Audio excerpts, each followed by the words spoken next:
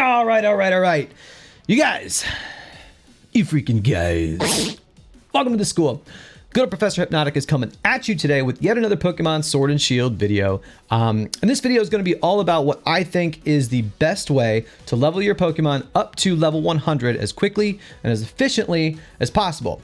Now, I know some of y'all are going to watch this video and you're going to say, yo, Hypnotic, there's other ways to do this. There's other ways that you can level your Pokemon up to level 100. And I understand that. We're going to talk about those methods a little bit. And we're also going to talk about why I think my method is the best method to go about doing it. But before we jump into all that, please remember to like this video. Remember to subscribe to the channel. If this video helps you level up your Pokemon to level 100 faster than you were before, please remember to like and subscribe. It really helps my channel. And the more the channel grows, the more it will allow me to put more time and effort into making videos just like this for all of you guys. Without further ado, let's jump into what we've got going on. All right, so before I jump into the details about my method for leveling up my Pokemon, I first want to touch on a couple other methods that are floating around out there. I've seen some forums and some videos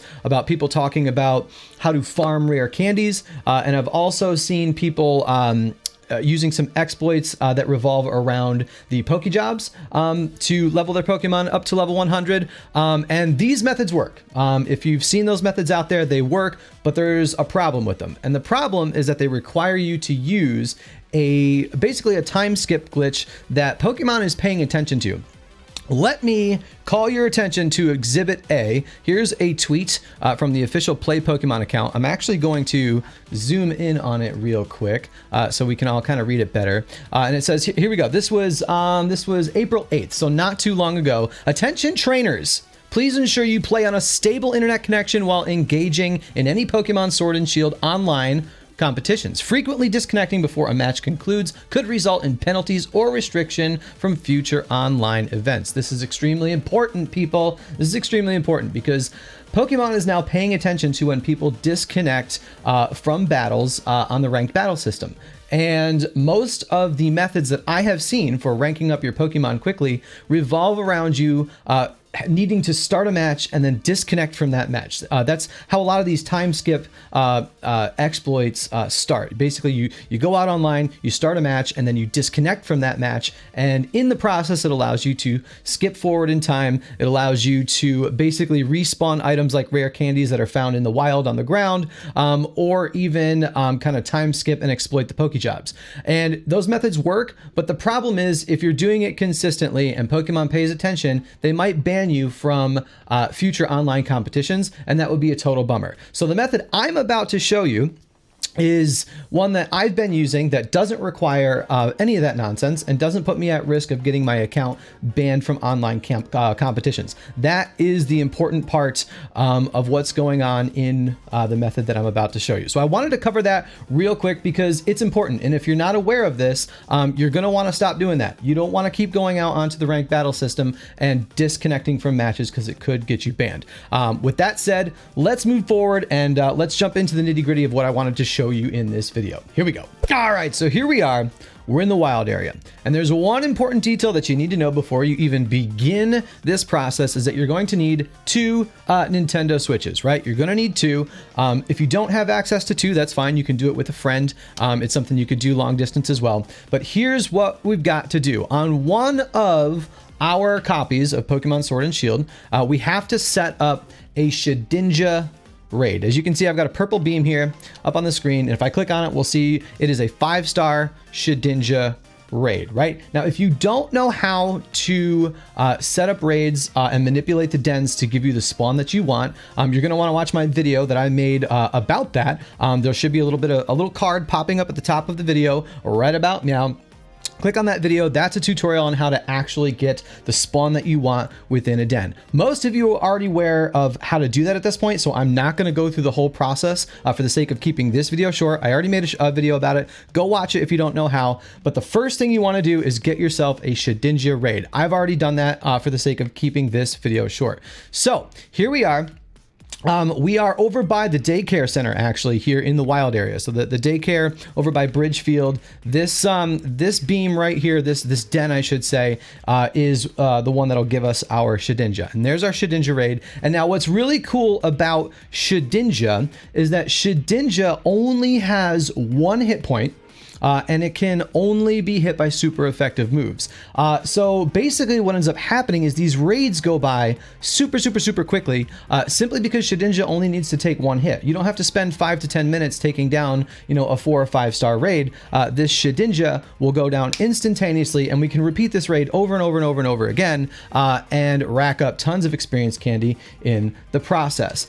So what I'm gonna do here is I'm offline here. I've got my second Nintendo Switch right here. I'm just going to go ahead and I am going to start this raid on local communication, and then I am going to jump into it with my second Nintendo Switch. And again, you can do this with friends. You can do this with friends long distance. You don't have to physically have 2 Nintendo Switches yourself. You can do it with a friend and repeat the process over and over. But what I'm going to do is I'm going to ready up, and you can see I've got both of my accounts in this Shedinja raid. Now check this out. We're just going to do this in real time so you can see how quickly this actually goes. We're starting the raid up. And again, the switch that you see up on screen right now is the switch that I'm hosting the raid on. So we're gonna send out our showers out. And this is gonna go by really quickly. This is gonna happen really quickly. And each of these raids gives us 3 large experience candy and 3 extra large experience candy, which is just freaking awesome. It's a ton of candy each time. So we're just gonna pick Air Slash on the Charizards. Boom, 1 hit point. I mean, he's done. That's literally it. Shedinja's down. We're gonna get all the experience candy from defeating Shedinja, and I'm simply on my Switch here. I'm just gonna say don't catch. I don't need to catch it, and I'm just gonna go through and collect my rewards. As you can see, I'm kind of popping up on the webcam there. I've got 3 extra large candies, 3 large candies. Sometimes you actually get bottle caps and rare candies in the process of doing this, which is pretty cool too in the rewards. And now on my host Switch, I'm simply going to hit the home button, close the software, and restart the game. That's it. We did a 60-second raid. I've got my experience candy from that raid on this Switch right here. And now the game's going to start back up. You want to remember to save the game before you begin the raid. Turn your autosave feature off. Go into your settings, turn your autosave feature off, and save the game right here before you begin your Shedinja raid. That way, every single time you start the game back up, you're right here and Shedinja is right there ready to go again. We can hit invite others and we can do another raid. And you just lather, rinse, and you repeat that process over and over and over. I can get enough experience candy to take a Pokemon, you know, from level 1 up to level 100 in 10 to 15 minutes, maybe even less. So that's the way you go about doing it. If you don't have 2 Nintendo Switches and you end up having to do this process with a friend, you can do it over and over and over. Let your friend rack up all the experience candy. You can trade a Pokemon over to them. They can max it out for you and send it back. That type of thing. Otherwise, if you have 2 Switches in the house like I do, makes it really easy. One of the Switches can host the raids, and the other Switch can rack up all the candy, and you can use that candy to power up Pokemon for both accounts. You can just kind of trade them back and forth, and that's how it works. And again, it's super fast. You're getting experience candy really quickly because Shedinja's given out that extra large candy, which is super helpful.